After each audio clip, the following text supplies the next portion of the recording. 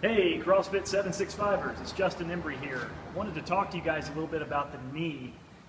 We're seeing some discomfort, some people coming to us and asking about how to squat and lunge correctly.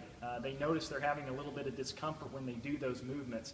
I wanted to talk a little bit about the anatomy first of the knee. You've got the femur bone that sits on top of the tibia, and the two motions should be flexion, extension. A lot of times what we see when people go into their movements is they have a little valgus motion or a little bit of rotation of the femur on top of the tibia. So one of the cues we like to use here at CrossFit 765 is before you go down in your squat, when you set yourself up, screw your hips into the ground or screw your feet into the ground.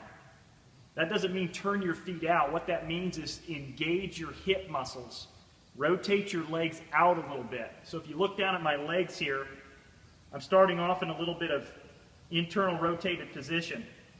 But when I use that cue to screw my legs into the ground, you can see my femurs come out a little bit over my tibias, and my kneecaps line up a little bit better over my toes. So that's a good cue to use. And the other thing that we tell patients, or clients here, is that when you squat, think about wanting to break the pavement underneath you or that rubber underneath you. Think about trying to spread that floor a little bit. Do that before you go down, and that'll help a lot in improving the mechanics of the knee, and it should decrease a lot of the pain.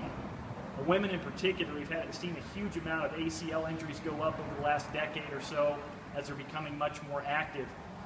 And the fact is that their pelvis is a lot wider than male pelvises, and so they've got to be especially careful about this when they perform those types of movements. So before you set yourself up, screw those hips into the ground, spread that the land underneath you, or that ground underneath you, and here's to good squatting and lunging. See you next time, CrossFit 765.